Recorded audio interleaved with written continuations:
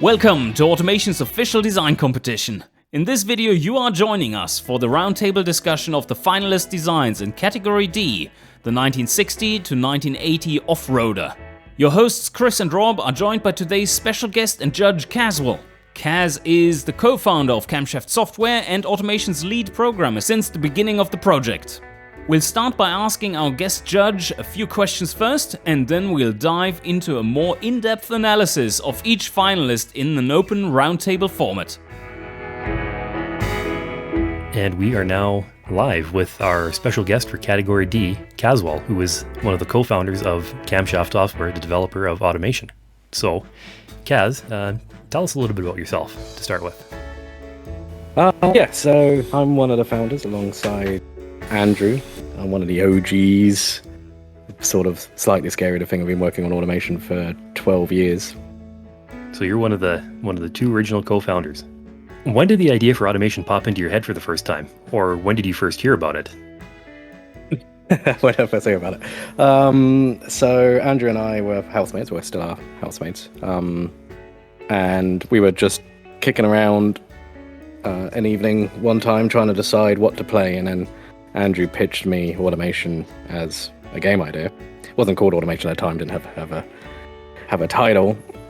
And I was like, oh, that's pretty cool. Well, I'm a programmer and you're a 3D artist, so that's 80% of what we need to get going. And then we just sort of started from there.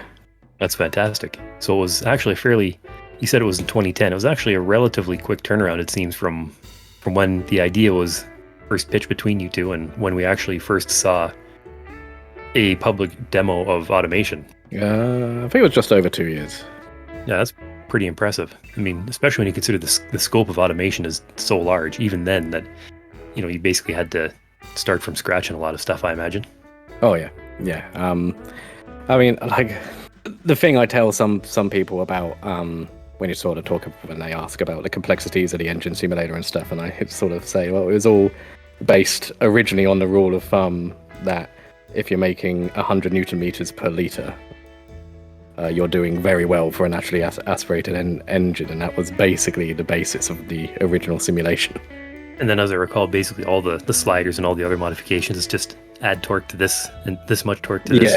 Yep, exactly. RPM that band. Sort of peaked and pulled, and then with enough testers and enough spreadsheets and enough inputs and testing, you can sort of get it actually pretty spot on. And then, of course, it's morphed into what we have now, which is kind of a pretty serious departure from that, is it? Yeah, the new engine simulation model is pretty amazing. Rob's done an amazing job there. So I guess my next question with regards to automation is, when you guys were starting out back in 2010, did you ever imagine that it would take you to the point you're at now and experience the levels of success or perhaps not success, depending on how you look at it? How do you feel about how the game has progressed and how it's kind of caught the attention of sort of the gaming and beyond that, the automotive community in general?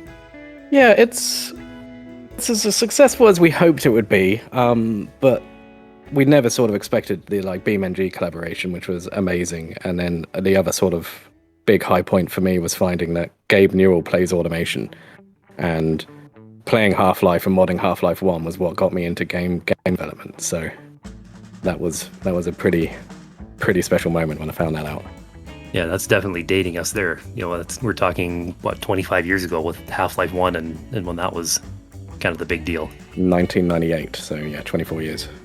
So the next question is, how did you get interested in cars in the first place? That's mainly my brother. That's also sort of slightly why I also put my hand up for Category D. So my brother was always the sort of mechanically inclined in the family. When he was 16, he built my father's Land Rover. I grew up on a farm, and it's actually a Series 2 Land Rover with a 1987 Range Rover chassis, cut and shortened by sort of 18 inches, 2 feet to fit under the old Series 2 body. And it sort of lived on with a couple of Range Rover V8s in it for a while, but then eventually got a Defender TD200 turbo motor, or turbo diesel motor put in. But it was just him sort of always out in the barn, sort of working on things and building a trike and all this sort of stuff was sort of what got me sort of interested in all that side of things. But as that role was sort of filled out in the family, I sort of went sort of computers as a sort of my escapism. Very interesting. With that in mind, tell us a little bit about your car history, both some of the highlights and some of the lowlights. My first car was a 1993 Suzuki Cappuccino. That's what I also learned to drive in Australia. Before that, I had a few motorbikes and things. I passed my driving test in that Cappuccino, and the first driving testing examiner, was a rather large fellow, to be kind. And when I saw the capo, he let out an audible, disgusted grunt, and then squeezed himself in with much difficulty. And then a bit later on, during the test, I had to ask him to pull his gut in so I could do a handbrake kill start. Lo and behold, I didn't pass. And then 6 weeks later, did the test again with a nice examiner lady. When she saw the car, she squealed with delight and passed no problems. And then from there, what else have I had? Just trying to think about cars. I've had a E62 BMW 530, a Lexus LS 430, a BMW i3, Mazda Lantis V6 2-litre, that is currently Andrew's track car. And then currently got a Tesla Model 3 and a Honda S660. Well, it's definitely a very diverse history of cars, for sure. I also forgot, sorry. A Mitsubishi Pajero V6 2003 and a Nissan Terrano 1999. I see. So that's maybe another reason why you volunteered for Category D to judge them, because those are a couple very well-known off-roaders. They're very capable. Yeah. Fantastic. So in terms of automotive design, if you were to look at a car, what do you think your sort of favorite features are, and what kind of draws your eye in first about a design? Oh, that's a tough one. I think it really depends on what sort of vehicle it is. Like, if it's a utilitarian vehicle, then, you're looking at it from a, like, form over function. And then if it's, a sort of sports car thing, it's about sort of lines and power and yeah, I don't know. I don't know if I've got any specific thing I sort of look for. It really depends on what sort of car it is. Definitely. It's a difficult question to answer for sure, because everybody kind of has a different thing in mind, and sometimes it's you'll get characteristics that you're looking for in a certain kind of car that won't be in others, and vice versa. So it's a bit of a put you on the spot kind of question, I have to admit. So I guess my last question then is, and it's kind of a fun one to ask our guest, is if you could snap your fingers right now and find yourself working for any car company in the world as a designer, which one do you think you'd be most interested in right now? Oh, sorry, I just went blank there, just running through lots of choices in my head. I think it might be a toss-up currently between Hyundai and Polestar. Hyundai are doing some really interesting sort of stuff, and they have sort of almost gone a little bit like, well, we don't really have much design heritage, so let's just design anything that we think is cool and sort of see what sticks. Absolutely. And Polestar are a little similar, being a brand new company as well, that they can sort of go out and sort of almost start fresh. And of course, the interesting thing about Polestar is that is a company that's actually run by designers. I think it might actually be the only automotive brand in the world that is headed up as a CEO by a designer. So obviously that's one of the reasons why their cars look the way they are, is there's a culture of good design from top to bottom, it seems. Any questions you'd like to ask our boss, Rob? Hey boss, when do I get leave? No, I think... Oh, yeah. One question I would like to ask you is, when you are so deeply involved in actually implementing things, how and when do you get to experience the game, and in what way does it differ from your experience implementing those things? That's a tough one. I like, from a car design standpoint, I like sort of playing with Cone Dodger on his streams when he decides to do a design challenge, because that's sort of driving me to do something that I don't normally do just day in, day out, which is just, from a sort of a playing to test point of view of making sure that features work.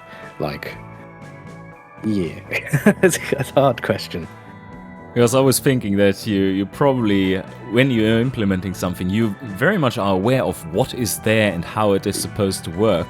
But sometimes probably it does feel different to how you anticipated it. So.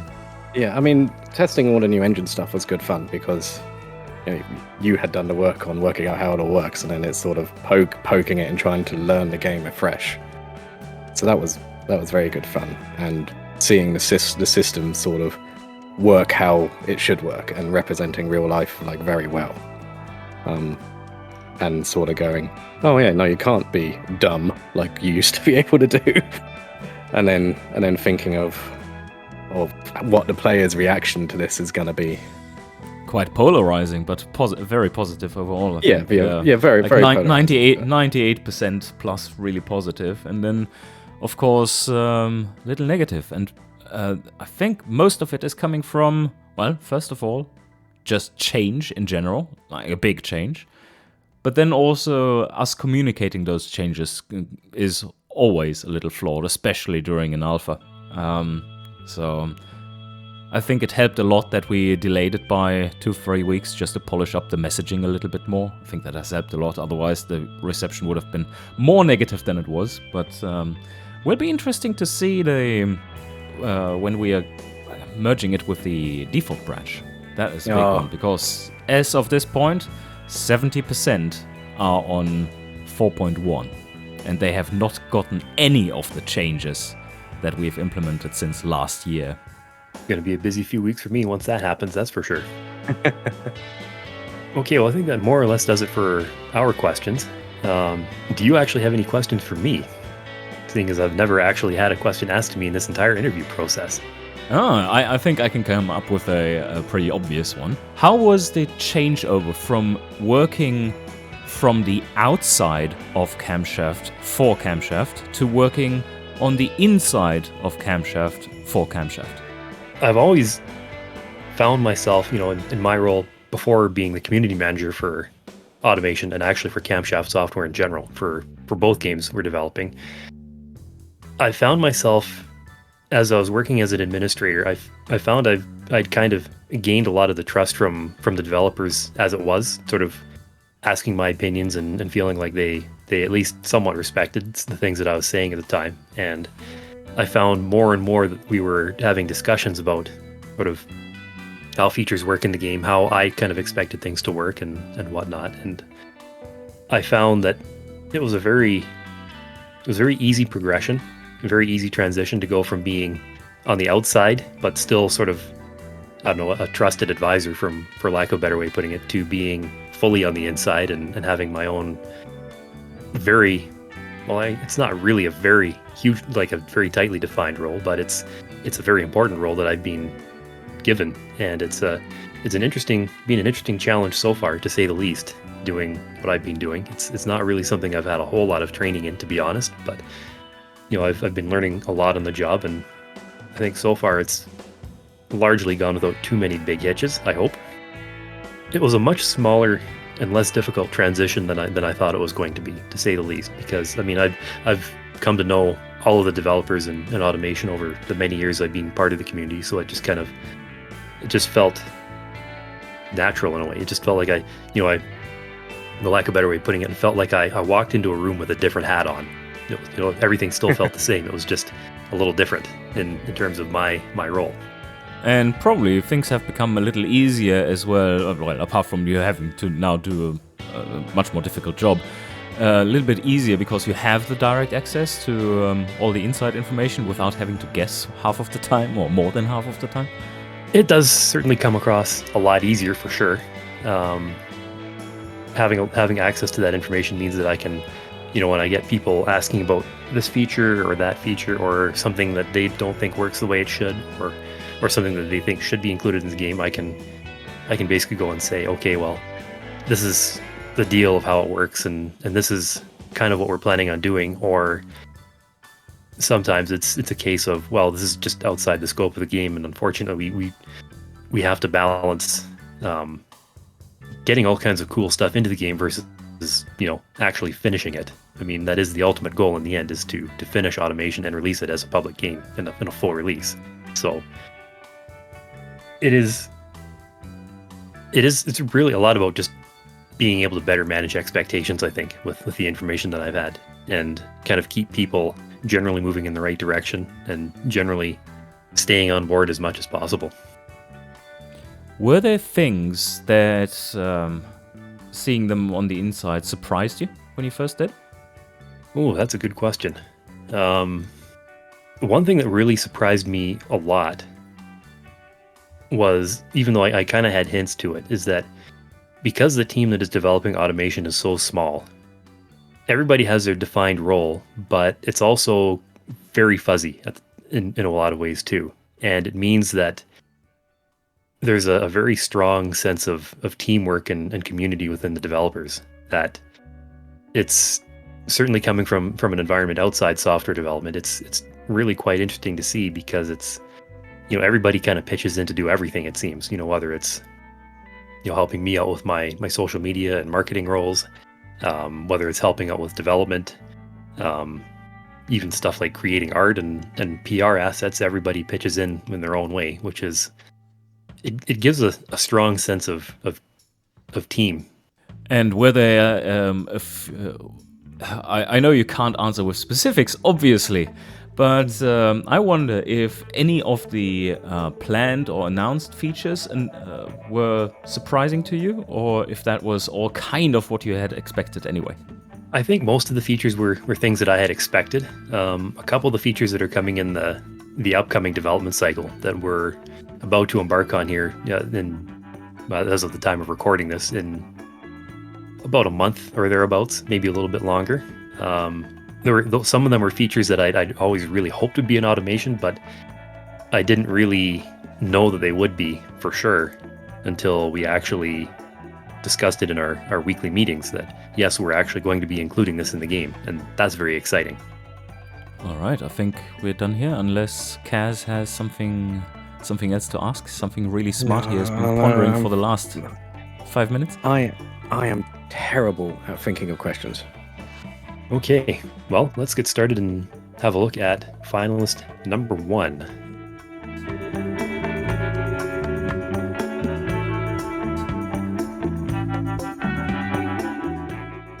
Yeah, I really like this design. I'm got a big soft spot for the sort of decals on the side and the sort of three colors that it has. And this is a really nice side profile. Just everything for me just sort of gels and works.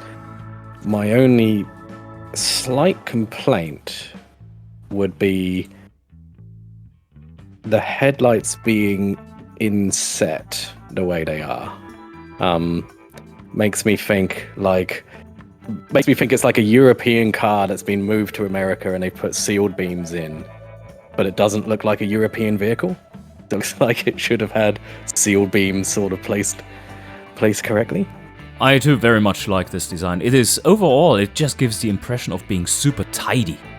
Like this color scheme along the sides, especially with the thin white line that is inset into the larger surface, really works well here. And it just gives it this very intended look. And I really like the nicely rounded shapes that we have. It is still looking powerful and squarish, brutish, as the name would imply. But at the same time, it is very elegant in its edging.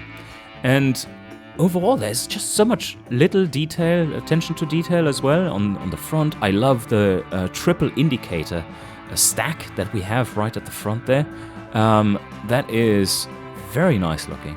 And on the rear, I'm maybe not a fan of the V6 and the chrome lettering in general. There, that is probably one of the few downsides I can see.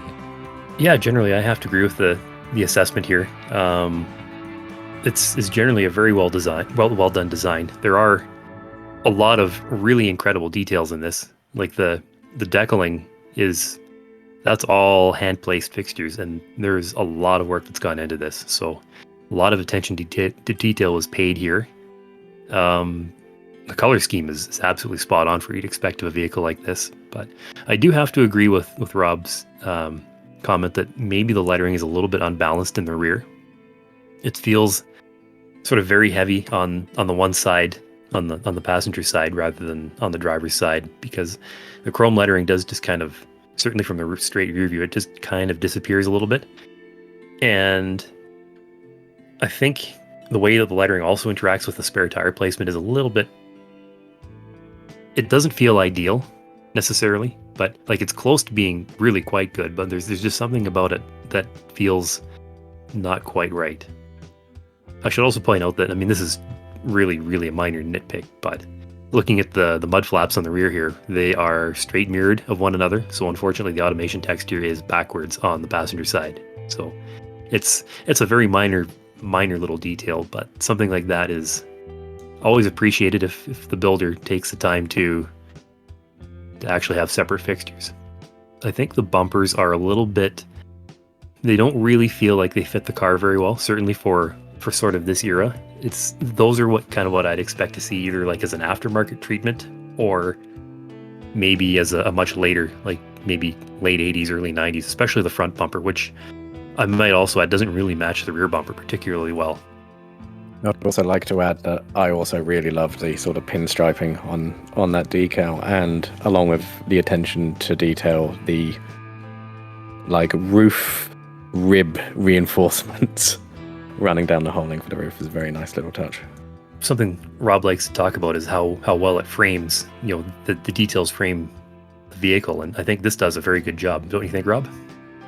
Oh yes, it has an extremely strong silhouette like this, with the framing from the roof racks versus down the little subtle body molding that you have right at the bottom. It's just a beautiful set of lines. And one thing that in that regard that I wanted to ask you is, we have this beautiful consistent look with the line of yellow gold that goes all the way to the back. But then when you have the straight front view, we don't have any elements of those colors there apart from this tiny little strip on the hood that is green. Is there a reasonable way, you think, that we could have gotten that consistency even transported to the front, or would that have been to ask for too much? I think you probably could have done that fairly easily. Even if it was just a continuation of the stripe, have a gold stripe maybe on the inside or the outside of the hood. I do think you have to be sometimes a bit careful with doing that on a large vehicle, as it can sort of overwhelm. Overall, I think this is at a point, though, with how tidy the design is, that has come to a spot where you say, let's not touch it anymore. It's good. Don't destroy it now, please.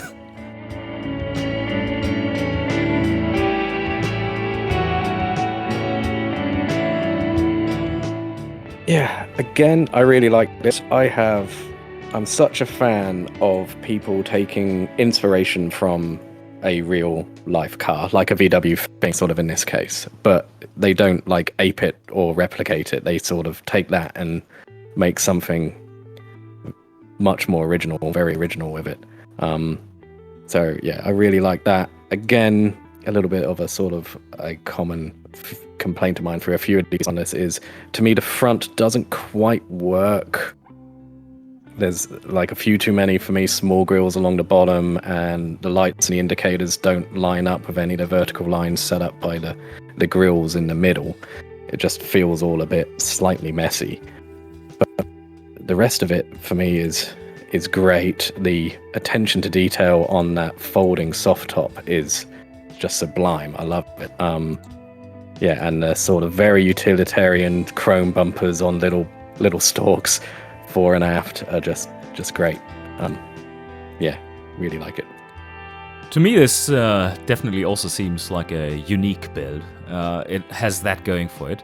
Overall, I don't quite like the design as a whole, although I do see its merits. It certainly is an eye-catcher, isn't it?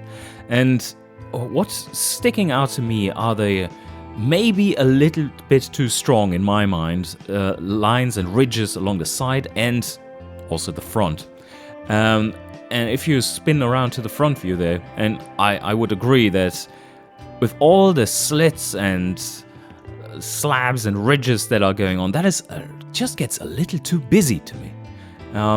While the headlights and indicators there are much more on the simple side, the rest of the design on the front is kind of stealing the show in a slightly awkward way because it is such a messy design.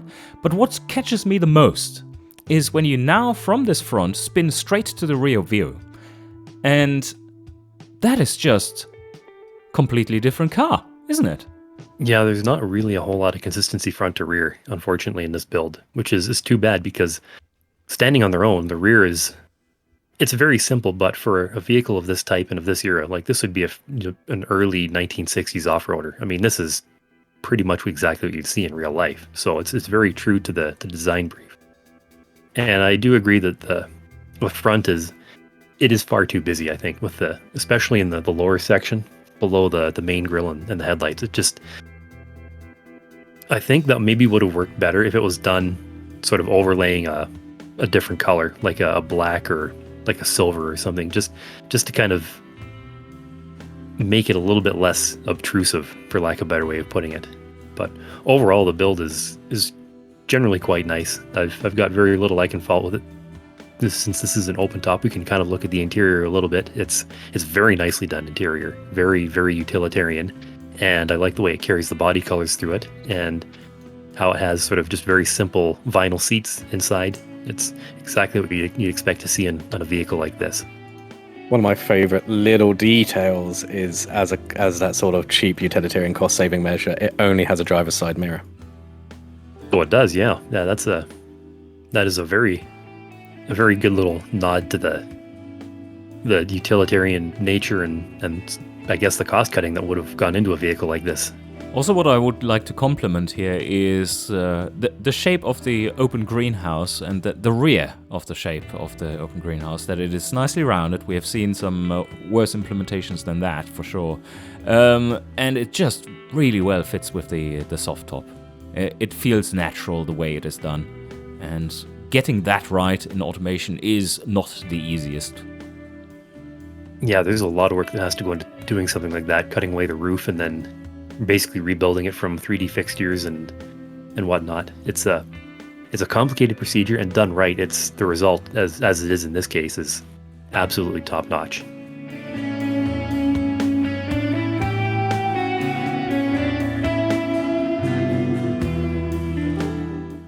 Again, I really, really like this. I think this is more or less my favorite design out of all of them here. It is just so good. It's so believable as a sort of late 50s, early 60s, very utilitarian truck. I love there's so many nice little details, all the little sort of hooks and loops on the bed for lashing down stuff, like the color matched fuel tank, the fact the mirrors are on these sort of very robust hinges so you could fold the mirrors in so they don't get like a hook up on trees and things like that. The sort of the two-tone nature of it, the matching colored wheels, it is just, to me, so good. I really, really like this. My sort of one pickup complaint to me is that the tail lights are too inset for the indicators to actually be road legal. They're so inboard on the rear. But yeah, and I guess my other complaint is that automation live axles look far too spindly and weak to move a vehicle quite this large. I have to agree, this vehicle just is... I was surprised when I saw it. It's like, yeah, that is a good take on an off-roader. It's not the off-roader that I expected, but it's an off-roader that I like. Very believable all around. The color theme is very appealing. Although I would wonder if they would be going to the lengths they have here with the two-tone to make it look as nice as it does for such a utilitarian vehicle, because that seems a little over the top to me. But beautiful design overall, and just wherever you look, it's full of details that all fit in. So what this does is just an overall consistent look that does look right as a whole. And whenever you look at any details, it's just like, yeah, that is right too. So there's nothing that takes you out of this vision. And also, just beautiful, the extra wheel sandwich there between, it's not a full wheel, it's just a spare, a thinner spare. Just the placement there and how it is encapsulated. Just thinking about these little things, it's beautiful. Yeah, I'm in full agreement that this is a very, very expertly crafted truck. There's a lot of work that went into this. A lot of 3D fixture work went into making this look as though it did. So it's massive props to the builder for this. They've gone to the nth degree to make this look just spectacular.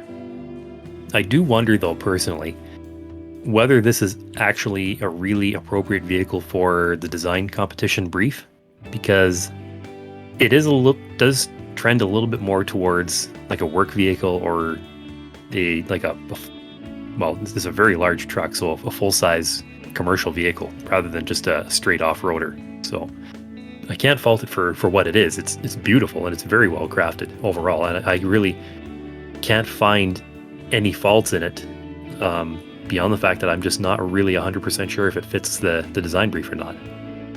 Maybe it is the two-tone that saves it a little, because you could argue that who would put a two-tone on a truck? Come on, Chris. This is obviously a vehicle that is just an off-roader that has had a few too many growth hormones.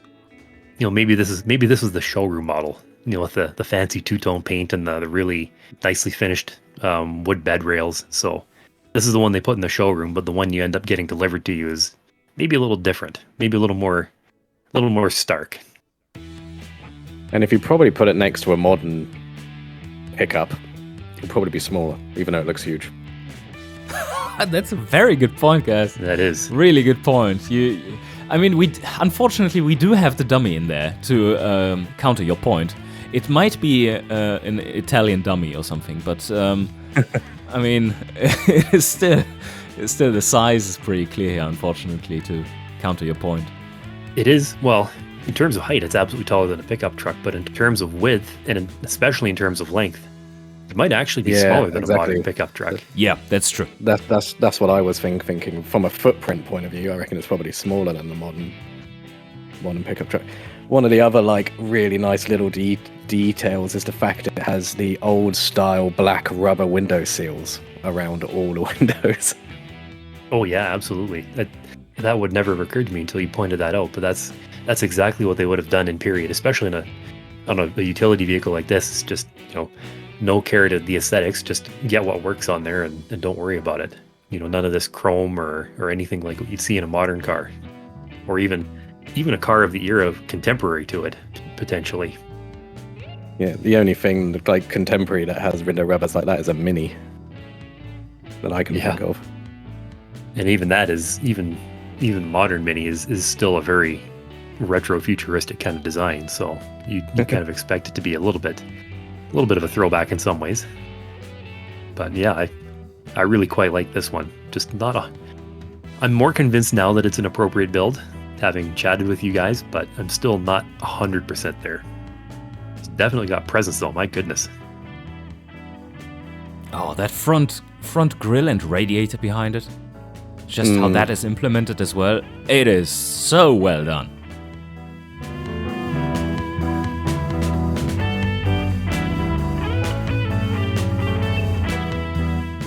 This design was a bit strange for me, I guess. First of all, I didn't like it.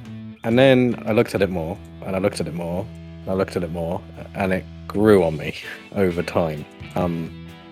I'm still not a big fan of it, sort of aesthetically. But as a designer meeting the brief, it is, to me, quite good. Like, it's quite consistent all the way around. I could really sort of see this as having a sort of like Peugeot 504 Dakar Rally version of, in that sort of period. I can pretty much mirror this statement by Cas, that it needs a little bit of time to grow on you, and it's mostly its utilitarian nature that does so. It doesn't seem to be the most capable off-roader compared to what we just looked at. It is a little whimsical, but it does the job, and also it is so grounded in what it tries to achieve. It is not over the top whatsoever. Doesn't try with fancy screaming at you designs, but it's just solid. It's super grounded. What I do want to point out though is that the shape that you see in the front doesn't really fit with the rear, that seems a lot more rounded. Yeah, I think some of that comes down to just the style of the body. Unfortunately, is this body has such a flat, broad front that it's going to be very difficult to make it match the rear. And it doesn't really do a very good job, especially with the one big nitpick I have on this one is the rear taillights have a chrome surround, but you go up to the front of the car where you'd maybe expect to see some chrome somewhere in there surrounding the headlights, apart from just a little bit in the grille, and it's just not really there. So there's a little inconsistency there. But taken on their own, the front and the rear of this are pretty much exactly what we expect from kind of a really, I don't know if you could call it like a true off-roader, but certainly this is a ruggedized station wagon, and it's exactly the kind of vehicle you probably would see in, sort of more rural parts of Europe, and especially in like the colder northern parts, or maybe in parts of the developing world. You'd see these everywhere, bouncing over gravel roads and rocky trails and whatnot, bringing family and friends and goods and produce and whatnot to the nearby villages and towns. So this is, while it's a very unique take on the build, I think it's no less appropriate than anything else we've seen so far. I just want to also point out that the lettering on the rear is absolutely spot on for what you'd expect for a car like this. Just very simple, very plain, nicely balanced, very nicely done. Yeah, very, very French. You could very sort of Renault. Yeah, it does have that feel, doesn't it? It's kind of like a Renault or Peugeot station wagon. Exactly. Well, and they built these things by the millions in both of those companies in this era, so it's absolutely in keeping with the design brief, for sure. I would like to add something about the shape again I think I figured out what it is. The body itself isn't necessarily that strong on the front as it is being made here. If you look at the front three-quarter view, you do see a little bit of a lip that is sticking out as a 3D fixture, and that is adding a lot of strength to the look at the front, including the hood bulge, you could say. That makes it look very strong, and then on the rear it does not transport any of that kind of design philosophy to the rear, so I think it's a little inconsistent in that. But I probably also agree with Chris that might be the chrome around the rear taillights that should have just, especially with the text next to it, it should have just been this plasticky black instead. I think you'd probably say the same about the door handles too, because they're also chromed. So, like, we have chrome in the rear, chrome along the sides, and then really not a whole lot going on in the front in terms of that kind of material.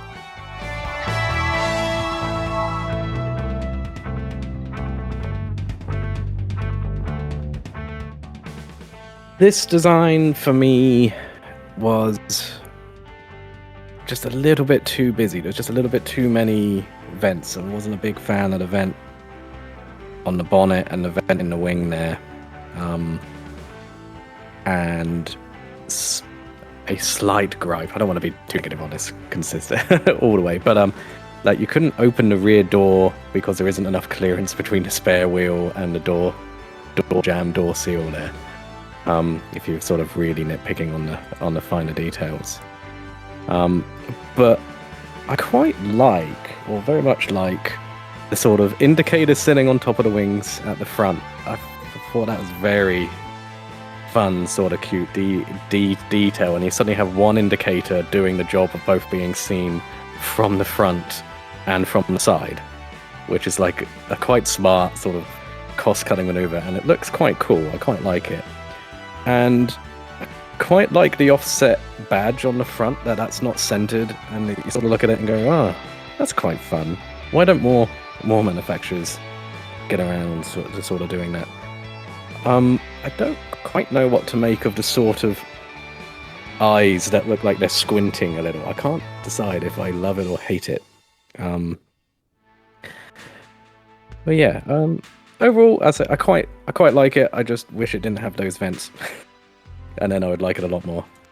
This is a bit of a beefcake build, I would say. It does have one of the strongest presence that we have seen so far here. It is just overall real chunky. And chunky to a point where I think this would be a derivative maybe of an armored vehicle for the military. I do like the look overall. And it does have a few odd choices here. I do agree with the too many vents along the sides as well, where a vehicle of this sort wouldn't necessarily have to have them and would have different solutions for it. Triple windscreen wipers don't seem like quite appropriate for that, maybe, either. That is a lot of them. Last time I checked, it's more than one or two. The rear, if you could go there. The rear has quite a bit more of a rounded look to it again. It's not as strong feeling. And from the rear, it looks like riding a little low too, which is odd because it doesn't.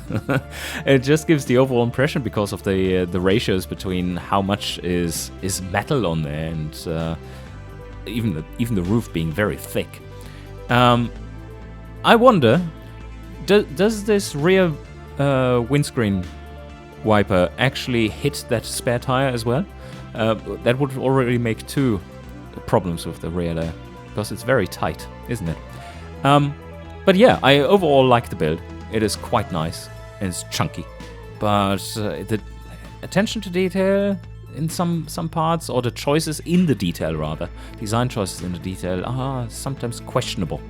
Yeah, I generally tend to agree with the assessment here, that it's, when you take an initial look at this design, it's really quite nice. It's definitely got a bit of a wow factor to it, but the more I look into it and the more my eye kind of moves along, there's just things going on that I'm not really convinced about.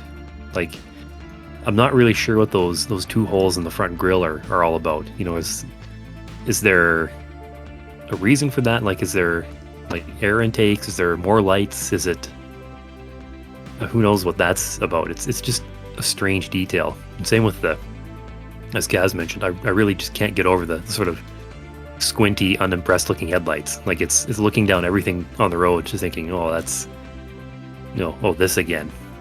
It just feels nonplussed, to say the least.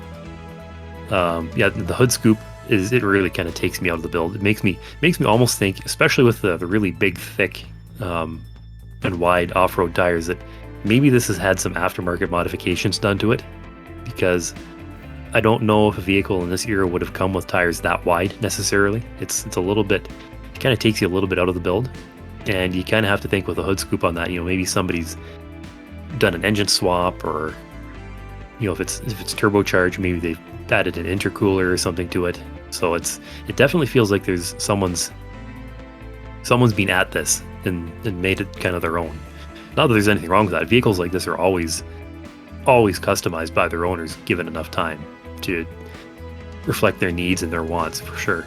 And I think, again, getting towards the rear, I just have to echo the sentiment from both Rob and Kaz that there are some strange choices going on here. I think the spare tire location is a little bit on the questionable side. It probably could have done with like the swing out arm that a lot of these are mounted on, just to give it a little bit more clearance and get it out of the way of the tailgate as it opens up. I do have a little soft spot for the rims because they're very similar style to what's on my dad's Land Rover. And also, if you look at the spare tire holder, it looks like that is sized for the factory tire versus the tires and wheel combination that's on the vehicle as well.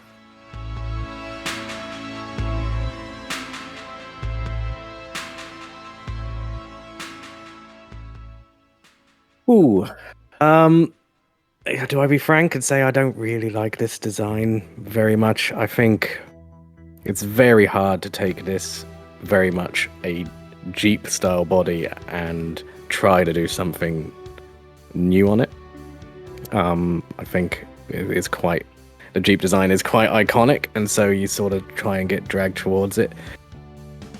I do sort of like the 45-degree headlights.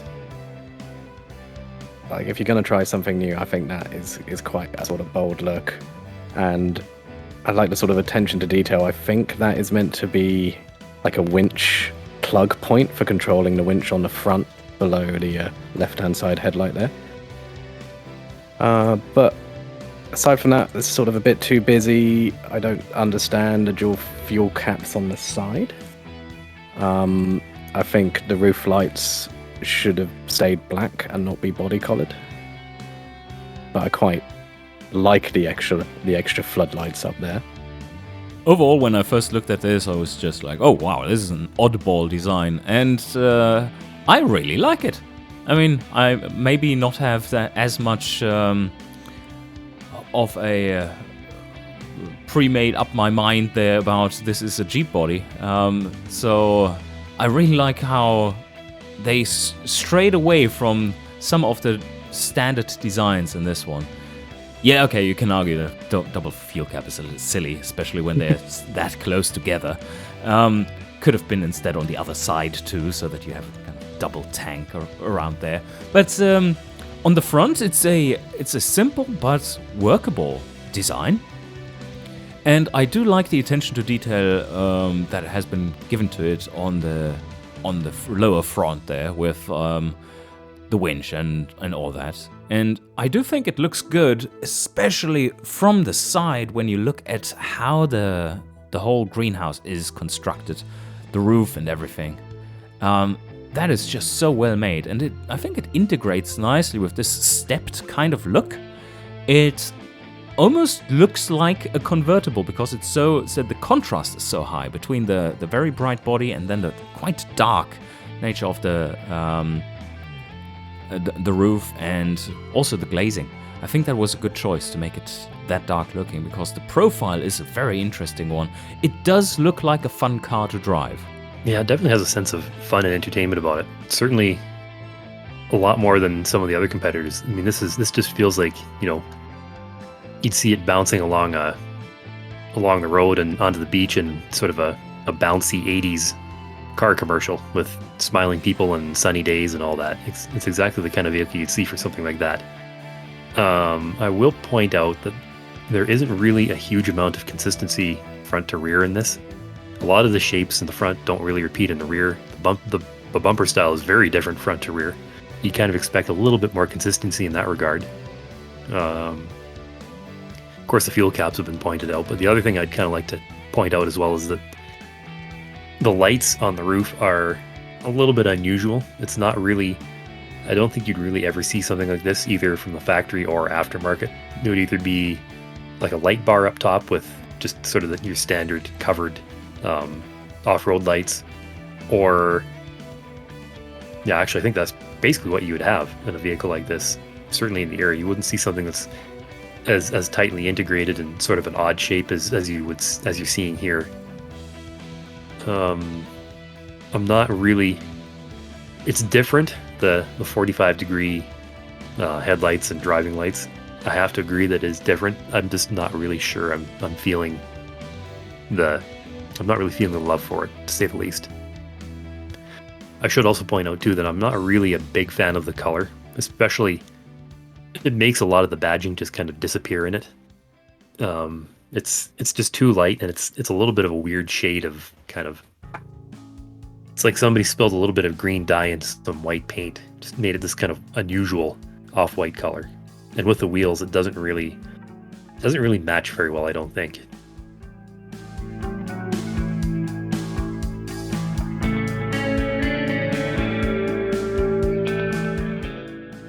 Another design I really like, I don't know if I'm just a sucker for these decals down the side, but just this solid belt line running forward or aft, like this it just works, just this solid slab. The front, everything is just very nicely proportioned. I like the way that the lights match in size to the sort of various proportions of the grille and the badge and the grille. Not sort of afraid to leave some negative space with that sort of just big, relatively big, color-bodied spaces beneath the indicators on both sides, like hasn't brought the grills all the way out. The rear as well sort of is sort of similarly not afraid of this sort of negative space, just having this big gray area with the badge, and then it all lines up again with these square tail lights, and everything is just nicely proportioned. Just all of that, it all just works for me. My only slight nitpicks would be that dog leg in the roll hoop there just has no strength without a sort of gusset steel plate or something in there holding it. That would just fold. And I think a more period correct spare tire mount would actually be mounted on the side, either the left or right hand side, rather than sort of up against the rear seat there. But aside from that, just everything just ties together nicely. Everything flows from one thing to the next. The lights from the quarter view here just run into the decals, then run back into the other lights. It all is just so good. I have to agree that it is an extremely solid build. It is so solid, in fact, that it looks very real.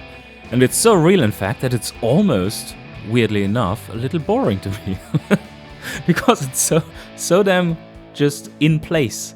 But that, of course, is what the design brief is about. So obviously this one has succeeded.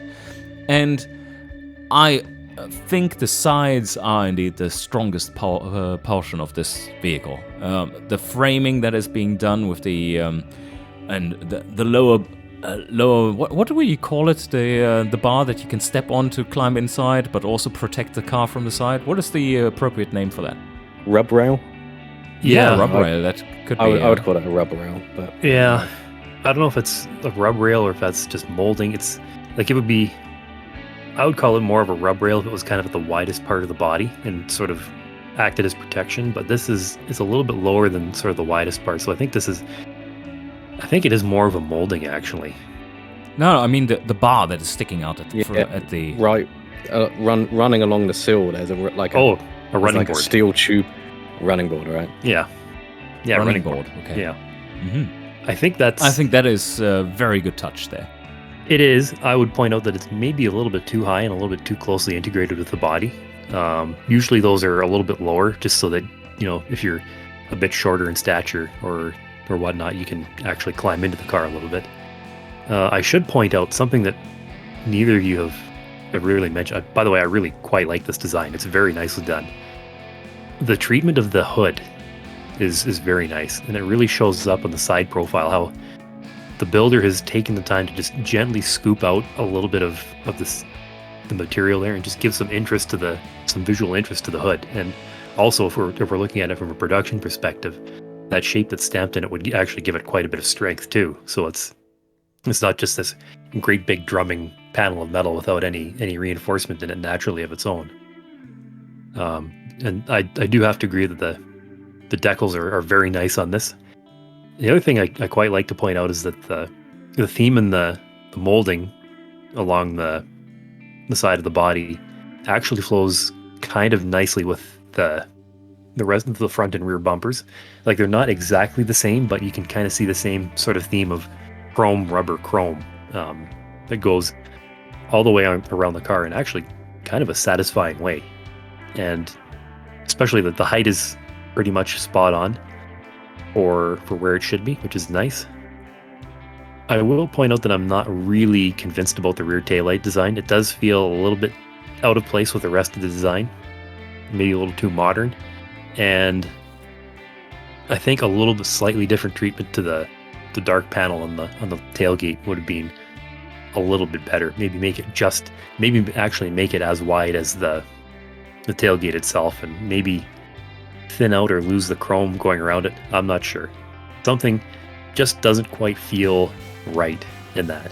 But I mean, those are very, very minor nitpicks on what is otherwise a fantastic design overall.